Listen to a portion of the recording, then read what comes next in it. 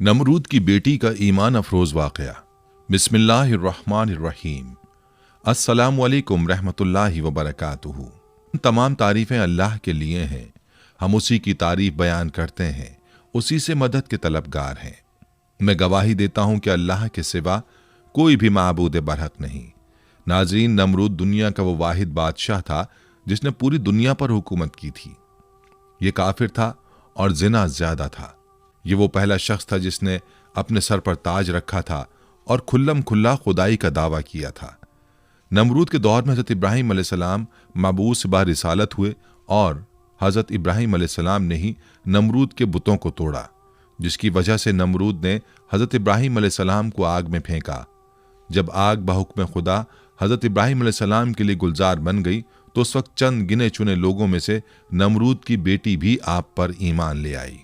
जब नमरूद को इसकी खबर मिली तो उसने अपनी बेटी के साथ क्या किया और नमरूद की आग में हज़रत इब्राहीम अलैहिस्सलाम के साथ कौन से वाक़यात पेश आए, ये आग कितने अरसे में तैयार की गई, खुदावंद मुताल ने छिपकली को मारने का हुक्म क्यों दिया और मेंढक को मारने से मना क्यों फरमाया, इसके साथ साथ आपको नमरूद का अंजाम भी बताएंगे।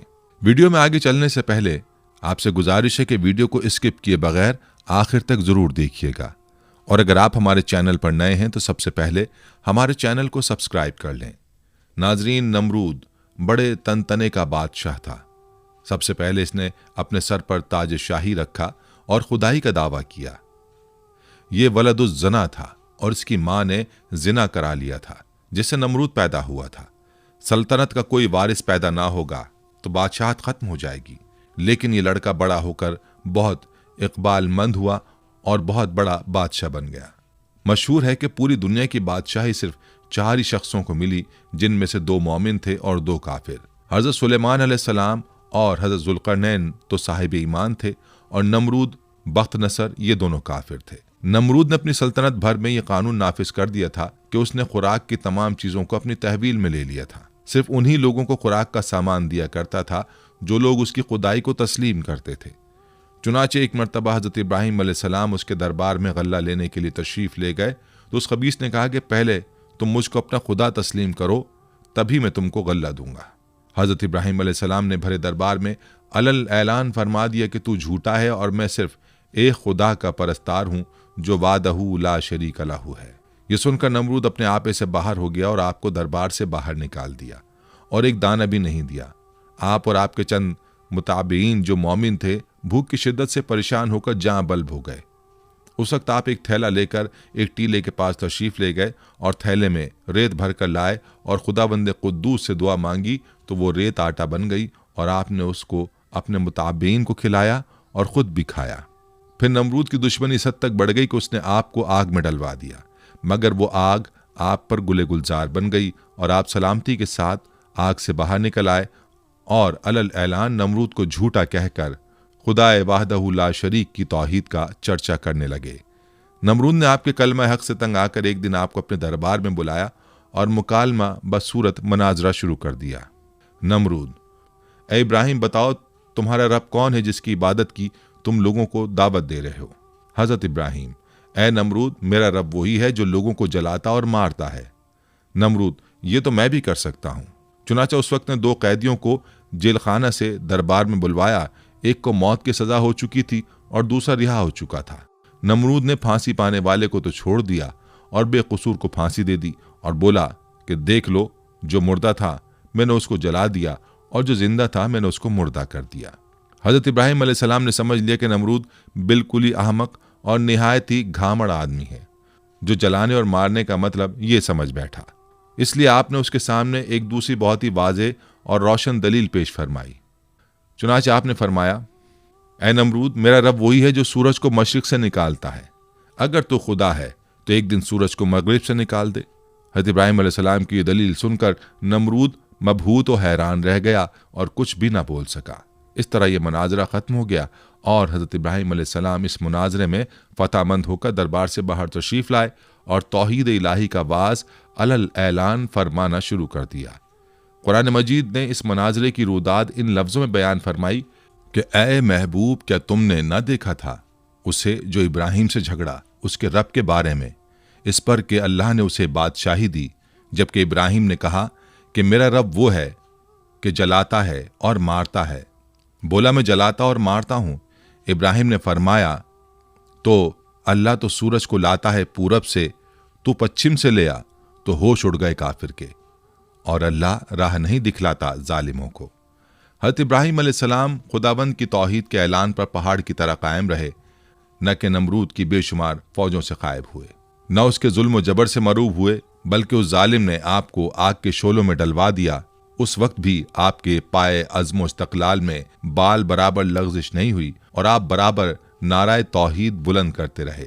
फिर उस बेरहम ने आप पर दाना पानी बंद कर दिया। इस पर भी आपके अज़्म इस्तकामत में जर्रा बराबर फर्क नहीं आया। फिर उसने आपको मनाजरे का चैलेंज दिया और दरबार शाही में तलब किया ताकि शाही रोब व दाब दिखाकर आप अलैहिस्सलाम को मरूब कर दे। लेकिन आपने बिल्कुल बेखौफ होकर मनाजरे का चैलेंज कबूल फरमा लिया और दरबार शाही में पहुंचकर ऐसी मजबूत और दंदान शिकन दलील पेश फरमाई कि नमरूद के होश उड़ गए और वो हक्का बक्का होकर लाजवाब और खामोश हो गया और भरे दरबार में उस कलमा हक की तजल्ली हो गई। बिलाखिर हजरत इब्राहिम अलैहिस्सलाम की सदाकत और हक्कानियत का परचम सर बुलंद हो गया और नमरूद एक मच्छर जैसी हकीर मखलूक से हलाक कर दिया गया। हजरत इब्राहिम अलैहिस्सलाम को आग में फेंकने का वाक़या मुफस्सिरीन ने इस तरह बयान किया है कि ईद के दिन कौम के लोगों ने हजरत इब्राहिम अलैहिस्सलाम को भी शहर से बाहर मेले में चलने की दावत दी, लेकिन उन्होंने तबीयत की खराबी का कहकर जाने से माजत कर ली। दरहकीकत वो ऐसे ही मौके की तलाश में थे।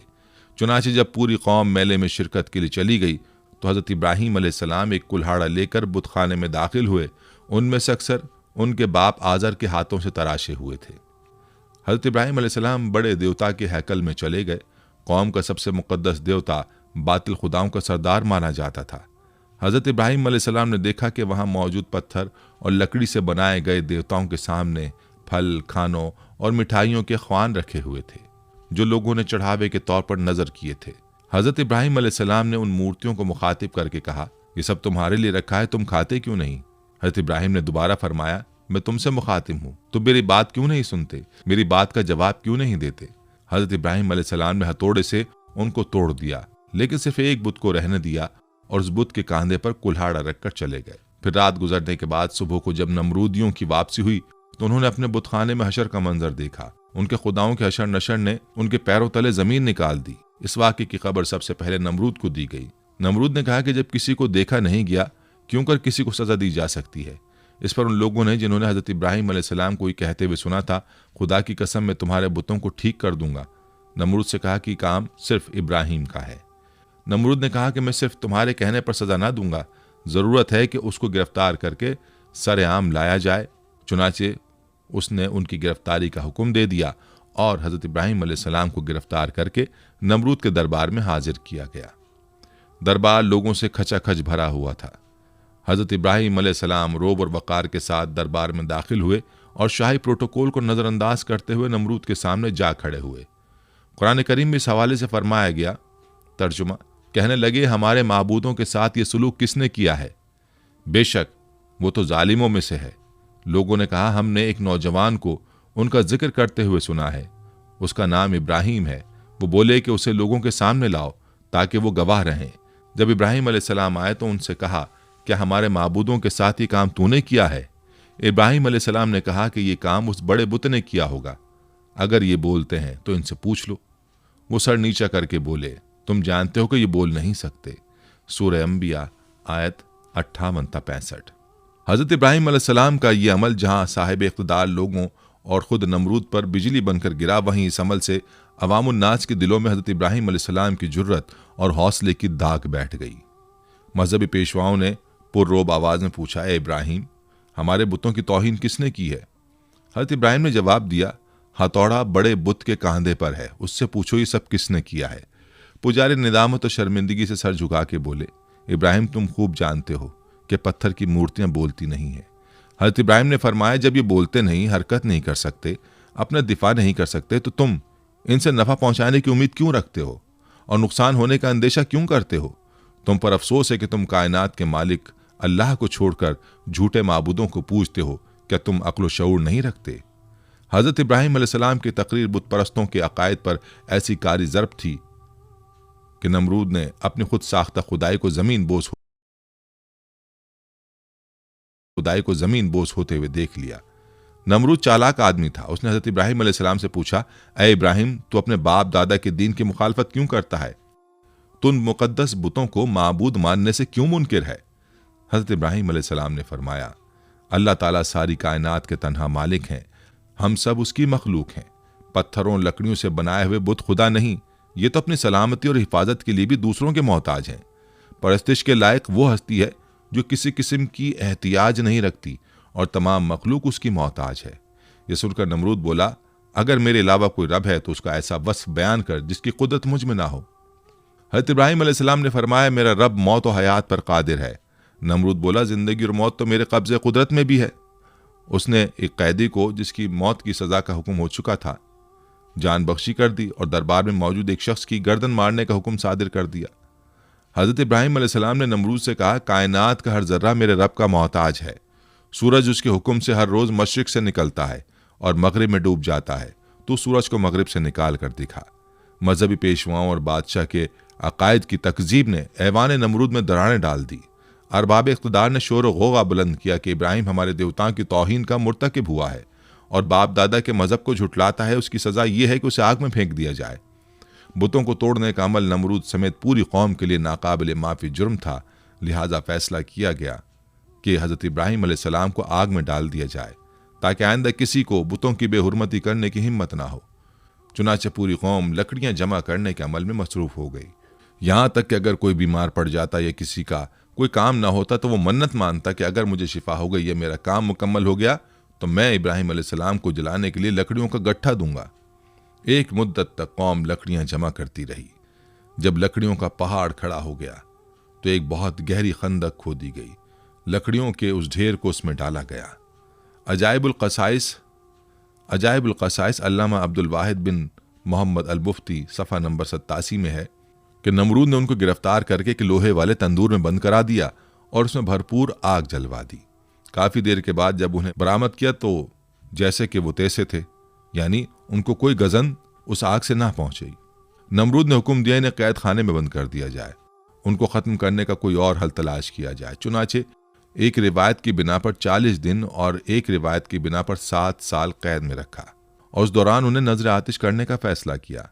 बारिवायत मारिज नबूवत नमरूद ने बामकाम कूसा, जो कूफा में है, एक 4 दीवारी तैयार करवाई जिसकी लंबाई 4 फरसख और चौड़ाई 4 फरसख थी।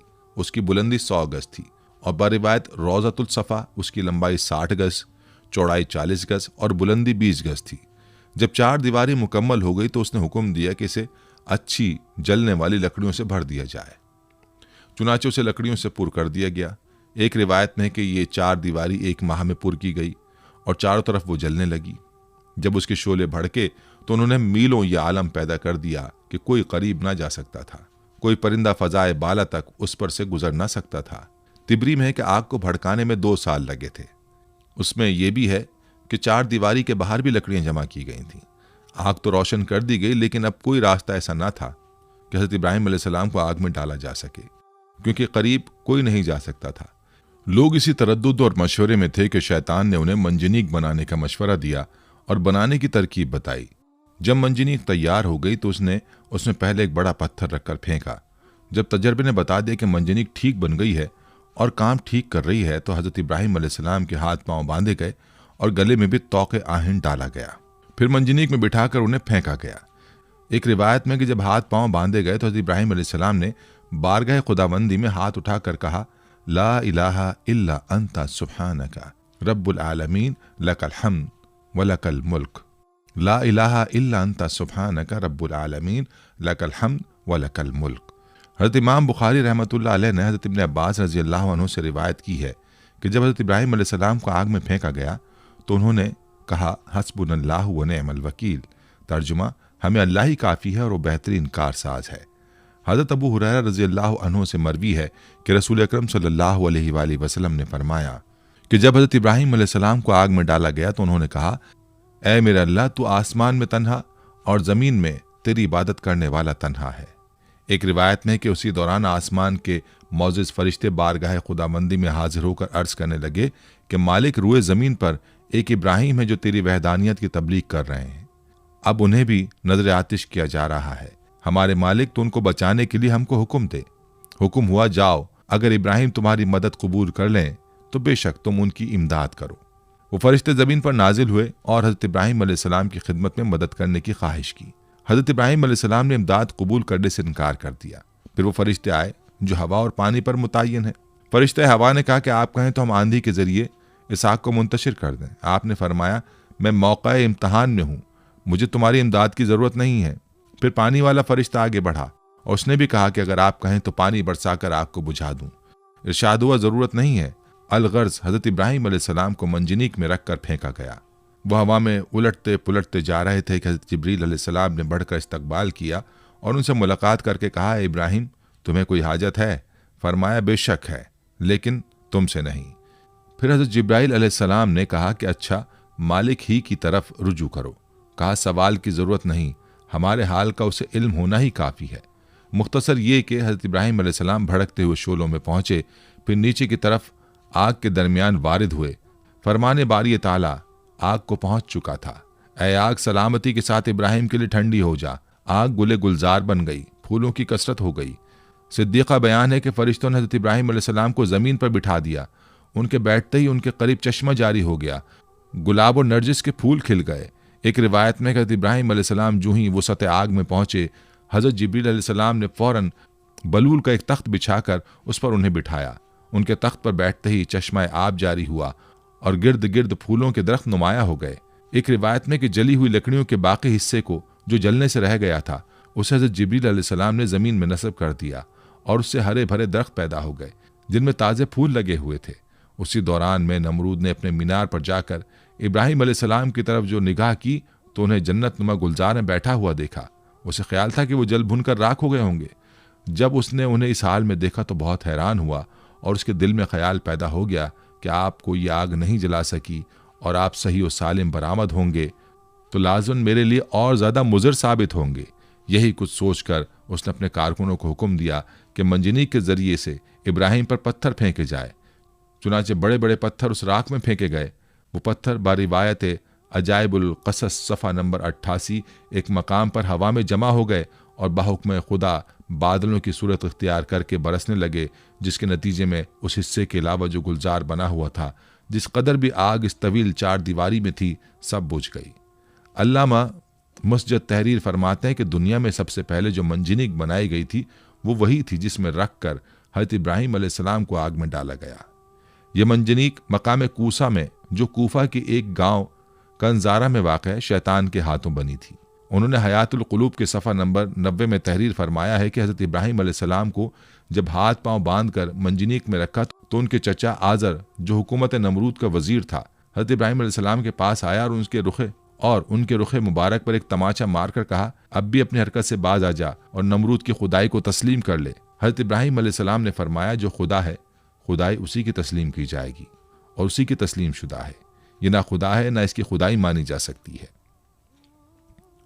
एक हदीस में है कि हज़रत इब्राहिम अलैहिस्सलाम के लिए आग ठंडी हुई तो उसका असर 3 दिन तक दुनिया की तमाम आग पर रहा और उसमें ठंडक आ गई थी।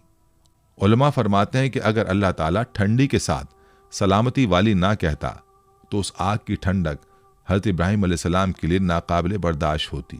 बहरहाल ये एक बड़ा मौज़ा है जो आसमान से बातें करती हुई दहकती भड़कती आग के गुले गुलजार बन जाने की सूरत में हज़रत इब्राहिम अलैहिस्सलाम के लिए अल्लाह की मशीयत से ज़ाहिर हुआ और इस तरह अल्लाह ने अपने नबी को मुशरिकीन की शैतानी साजिशों से महफूज फरमाया। अल्लामा इब्न कसीर क़ससुल अंबिया में तहरीर करते हैं कि इब्न अब्बास रज़ी अल्लाहु अन्हुम और सईद बिन मुसैब से मरवी है कि जिस वक्त हज़रत इब्राहिम अलैहिस्सलाम को आग के सुपुर्द किया जा रहा था उस वक्त बारिश बरसाने वाला फरिश्ता सख्त इस्तराब और परेशानी के आलम में कह रहा था कि कब मुझे हुक्म मिले कि मैं मूसलाधार बारिश बरसाऊं। लेकिन अल्लाह का हुक्म उसकी सोच से भी ज्यादा बरक रफ्तार था और अल्लाह ने खुद ही आग को हुक्म फरमा दिया। उन नाजुक लम्हात में हज़रत जिब्रील अलैहिस्सलाम उनके साथ थे और आप अलैहिस्सलाम की जबीन अथर पेशानी से पसीना पहुँच रहे थे। उस पसीने के अलावा कोई और तकलीफ आपको नहीं पहुंची। हज़रत काब बिन अहबार रज़ी अल्लाहु अन्हु बयान फरमाते हैं कि जिस रोज़ हज़रत इब्राहिम अलैहिस्सलाम को आतिश नमरूद के सुपुर्द किया गया उस रोज़ आग से तपिश और गरमाइश ख़त्म कर दी गई थी, जिसकी बिना पर ना लोगों के चूल्हे गर्म हो सके और ना ही आग से कोई काम लिया जा सका। हज़रत काब रज़ी अल्लाहु अन्हु ने मजीद फरमाया कि उस रोज़ आग ने हज़रत इब्राहीम अलैहिस्सलाम से बंधी हुई रस्सी के अलावा कुछ और न जलाया। रहमतुल्लाह अलैह फरमाते हैं कि हज़रत इब्राहीम अलैहिस्सलाम के साथ साया करने वाला फरिश्ता भी था और 1 मील तक साया ठंडक और सलामती थी और सरसब्ज बाग गुलो गुलजार बन गया था, जबकि आसपास आग अपने शोलों और शरारों के साथ भड़क रही थी और लोग हज़रत इब्राहीम अलैहिस्सलाम की तरफ देख रहे थे। सुभान अल्लाह। हज़रत अबू हुरैरा रज़ियल्लाहु अन्हु से मरवी है कि हज़रत इब्राहीम अलैहिस्सलाम के वालिद के कहे हुए कलमात में सबसे अच्छे कलिमात वो हैं जो आज़र ने अपने बेटे को आग के अंदर इस हालत में देखते हुए कहे, जिसका तर्जुमा है, ए इब्राहीम तेरा परवरदिगार बेहतरीन परवरदिगार है। इब्न असाकर रहमतुल्लाह अलैह हज़रत अकरमा रज़ियल्लाहु अन्हु से रिवायत करते हैं कि हज़रत इब्राहीम अलैहिस्सलाम की वालिदा ने जब अपने लख्त जिगर को गुलो गुलजार में यूं मुतमईन देखा तो पुकारा, ए मेरे बेटे, मैं भी तेरे पास आना चाहती हूँ, अल्लाह से दुआ कर कि तेरे इर्द गिर्द की आग की हरारत से मुझे निजात दे। तो हज़रत इब्राहीम अलैहिस्सलाम ने अर्ज़ किया, जी अम्मा। फिर आपकी वालिदा हज़रत इब्राहीम अलैहिस्सलाम की जानिब चलीं और आग ने उन्हें कुछ ना कहा। फिर बेटे के पास पहुंचकर बेटे को गले लगाया और बोसा देकर वापस लौट आईं। हज़रत मिनहाल बिन उमरो से मरवी है, फरमाते हैं कि मुझे खबर पहुंची कि हज़रत इब्राहीम अलैहिस्सलाम वहाँ गुलो गुलजार में 40 से 50 दिन ठहरे। उन्होंने फरमाया कि दिनों और रातों में मैंने उससे अच्छी ज़िंदगी नहीं गुजारी और मेरी तमन्ना रही कि मेरी तमाम ज़िंदगी इसी तरह की हो जाए। कुफ़ार और मुशरिकीन हज़रत इब्राहीम अलैहिस्सलाम से इंतकाम लेना चाहते थे, मगर जलील और रुस्वा हो गए। बुलंद होना चाहा लेकिन पस्त व ख़ार हो गए। गालिब होना चाहा मगर मगलूब हो गए। क़ससुल अंबिया अल्लामा इब्न कसीर सफ़ा 168-169। शायर मशरिक़ हज़रत अल्लामा इक़बाल रहमतुल्लाह अलैह ने हज़रत इब्राहीम अलैहिस्सलाम के इश्क़ हक़ीक़ी को बड़े खूबसूरत अंदाज में पेश किया है। फरमाते हैं, बेखतर कूद पड़ा आतिश नमरूद में इश्क़, अक्ल है महवे तमाशाए लबे बाम अभी। हज़रत इब्राहीम अलैहिस्सलाम को आग में फेंके जाने का वाक़या और इसमें छिपकली का किरदार, जिसके बारे में तारीख़ की किताबों में मौर्रिख़ीन ने लिखा है कि जब नमरूद ने हज़रत इब्राहीम अलैहिस्सलाम को अल्लाह रब्बुल इज़्ज़त की वहदानियत की दावत देने पर आग में डालने का हुक्म दिया तो उस वक्त ये वाक़या कुर्रे अर्ज़ का एक कर्बनाक सानेहा था, जिसका जिक्र इंसानों के अलावा चरिंद परिंद जिन्न इन सब के दरमियान हुआ। इस मौके पर एक रिवायत के मुताबिक जब चूंटी और छिपकली के दरमियान इस वाक़े का जिक्र हुआ तो चूंटी ने हज़रत इब्राहीम अलैहिस्सलाम की हिमायत की, जबकि छिपकली ने नमरूद की तरफदारी की थी। एक और रिवायत के मुताबिक जब हज़रत इब्राहीम अलैहिस्सलाम को आग में डाल दिया गया, इस मौके पर छोटे परिंदे भी अपनी इस्तिताअत के मुताबिक अपनी चोंच में पानी भर के उस आग में डाल रहे थे ताकि यह आग हज़रत इब्राहीम अलैहिस्सलाम के लिए ठंडी हो सके। इसी मौके पर यही छिपकली थी जो उस आग को अपनी फूंकों से मजीद भड़काने की कोशिश कर रही थी।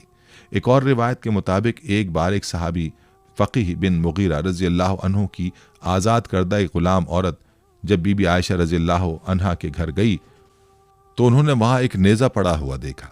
उन्होंने बीबी आयशा रज़ियल्लाहु अन्हा से दरियाफ्त किया कि इसका क्या मकसद है, तो उन्होंने जवाब दिया कि ये छिपकली को मारने के लिए है, क्योंकि हुज़ूर अकरम सल्लल्लाहु अलैहि वसल्लम ने बताया है कि जब सारे जानवर हज़रत इब्राहीम अलैहिस्सलाम को बचाने की कोशिश कर रहे थे तब ये छिपकली वाहिद जानवर थी जिसने आग को भड़काने की कोशिश की थी।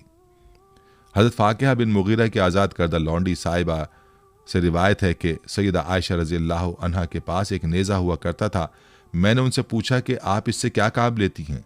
फरमाया कि हम इससे छिपकलियाँ मारते हैं, क्योंकि हमें अल्लाह के नबी सल्लल्लाहु अलैहि वसल्लम ने बताया है कि जब हज़रत इब्राहीम अलैहिस्सलाम को आग में डाला गया तो ज़मीन के सब जानवर आग बुझाने में मसरूफ़ थे सिवाय छिपकली के। वो आग को तेज़ करने के लिए फूंके मारती थी। चुनाचे रसूलुल्लाह सल्लल्लाहु अलैहि वसल्लम ने उसे मारने का हुक्म दिया है। सुनन नबी माजा हदीस नंबर 3231, सुनन मसनद अहमद हदीस नंबर 6504। नाज़रीन, हज़रत इब्राहीम अलैहिस्सलाम को जब आग में डाला गया तो आप अलैहिस्सलाम की उम्र 16 या 20 साल थी। आप अलैहिस्सलाम कितनी मुद्दत तक आग में रहे, इस सिलसिले में 3 अक़वाल हैं। बाज़ मुफस्सिरीन कहते हैं कि आप 7 दिन तक आग में रहे। मौरख़ीन का बयान है कि आतिश नमरूद के गुलजार बनने के वाक़यात और उसके दीगर हालात देखकर हज़रत लूत अलैहिस्सलाम और जनाब सारा ने ईमान ज़ाहिर किया और नमरूद की बेटी राज़ा भी ईमान लाई। हज़रत लूत अलैहिस्सलाम हज़रत इब्राहीम अलैहिस्सलाम के चचाजाद भाई थे और जनाब सारा चचाजाद बहन थी। नमरूद की बेटी के ईमान लाने के मुतालिक अल्लामा अब्दुल वाहिद बिन मोहम्मद अल मुफ्ती बहावाला मारिजुल नबूवत में लिखते हैं कि नमरूद की बेटी राज़ा बड़ी ज़ीरक और होशियार लड़की थी। उसने जब हज़रत इब्राहीम अलैहिस्सलाम के आग में डाले जाने को देखा तो बड़े इसरार से अपने वालिद को इस बात पर राज़ी किया कि उसे उस मीनार पर जाने की इजाज़त दी जाए जिस पर सब लोग बैठकर हज़रत इब्राहिम अलैहिस्सलाम को देख रहे हैं। चुनाचे नमरूद ने इजाज़त दे दी और वो उस मीनार पर जा पहुंची। वहां पहुंचकर उसने हालात देखे। उसे देखकर बड़ा ताज्जुब हुआ कि आग गुले गुलजार बन गई और बलोर का तख्त उनके लिए लाया गया है। उसने बेसाख्ता आवाज़ दी, ए इब्राहिम, मैं ये क्या देख रही हूँ? ए इब्राहिम, ये हालात क्यों कर पैदा हुए? खुदा ने उसकी आवाज़ हज़रत इब्राहिम अलैहिस्सलाम तक पहुंचा दी। हज़रत इब्राहिम अलैहिस्सलाम ने जवाब दिया, जिसके दिल में अल्लाह की मार्फत हो उसे आग जला नहीं सकती। उसने कहा कि क्या मुझे इजाज़त है कि मैं आग में आप तक आ जाऊं? आपने फरमाया, तू कलमा पढ़ ले तो हमारे पास आ सकती है। उसने कलमा पढ़ा और चुपके से उतरकर हज़रत इब्राहिम अलैहिस्सलाम के पास जा पहुंची। जब आग के करीब पहुंची, उसे आग के किसी हिस्से ने नुकसान ना पहुंचाया और वो हज़रत इब्राहिम अलैहिस्सलाम तक जा पहुंची। वहां पहुंचकर उसने अपने ईमान की तजदीद की और वापस अपने घर बाप के पास चली गई। नमरूद को जब अपनी बेटी के ईमान लाने का वाक़या मालूम हुआ तो वह आग बगूला हो गया और अपनी बेटी से कहने लगा कि तौबा कर। उसने इनकार किया, फिर उसने जिद की और डराया, मगर उसने परवाह ना की। नमरूद जब उसे समझाने से आजिज हो गया तो उसने अपनी बेटी को जल्लादों के हवाले कर दिया। जल्लादों ने उसे धूप में लिटाकर उसके हाथ और पांव में मेखें ठोक दी। इधर जल्लादों ने उसे सजा दी, इधर खुदावंद ताला ने हज़रत जिब्राइल अलैहिस्सलाम को हुक्म दिया कि मेरी कनीज़ को वहां से तंदुरुस्त करके इब्राहिम तक पहुंचा दो। ये वाक़या हज़रत इब्राहिम अलैहिस्सलाम के आग से निकलने के बाद का है। हज़रत जिब्रील अलैहिस्सलाम ने नमरूद की बेटी राजा को हज़रत इब्राहिम अलैहिस्सलाम की खिदमत में पहुंचा दिया। चुनाचे वो उन्हीं के पास रही। बिलाखिर उन्होंने उसकी शादी अपने एक फर्जंद मदेन के साथ कर दी, जो कि सारा और हाजरा के अलावा कतूरा बीवी से था। फिर खुदा ने उसे ये इज्जत दी कि उसके सिलसिला रहम में बहुत से अंबिया को पैदा किया। बेशक ये दीन इस्लाम का हुस्न है कि जो भी उसकी आगोश में आ गया उसकी दुनिया और आखिरत दोनों संवर गई। हज़रत इब्राहिम अलैहिस्सलाम के असवाए हसना से उलमाए हक को सबक लेना चाहिए कि बातिल परस्तों के मुकाबले में हर किस्म के खौफ व हिरास और तकालीफ से बेनियाज होकर आखिरी दम तक डटे रहना चाहिए और ये ईमान और यकीन रखना चाहिए कि ज़रूर ज़रूर नुसरत खुदाबंदी हमारी इमदाद व दस्तगीरी फरमाएगी और बिलाखिर बातिल परस्तों के मुकाबले में हम ही फतहमंद होंगे और बातिल परस्त यकीनन खाइब व खासिर होकर हलाक व बर्बाद हो जाएंगे। हज़रत इब्राहिम अलैहिस्सलाम का ये तर्ज फ़िक्र व अमल, आपका ये उसवा तमाम हक परस्त आलिमों के लिए चिराग राह है और हकीकत यह है कि आपके असवाए हसना पर अमल करने वाले ज़रूर ज़रूर कामयाबी से हमकिनार होंगे। नाज़रीन, ये थी हमारी आज की वीडियो। हम उम्मीद करते हैं कि आपको हमारी आज की ये वीडियो ज़रूर पसंद आई होगी। अगर आपको हमारी आज की ये वीडियो पसंद आई है तो आपसे गुजारिश करते हैं कि आप हमारे चैनल को ज़रूर सब्सक्राइब कर लें और साथ ही लगे बेल के बटन को भी प्रेस कर लें ताकि आपके पास हमारी आने वाली मज़ीद मालूमाती वीडियोज़ का नोटिफिकेशन बर वक्त मिलता रहे। सब्सक्राइब के साथ साथ हमारी वीडियोज़ को लाइक भी करें और अपनी कीमती राय का इजहार कमेंट्स में ज़रूर करें। कमेंट्स में आप अपने सवालात भी हम तक पहुँचा सकते हैं। अल्लाह ताला आपको अपने हिफ्ज़-ओ-मान में रखे।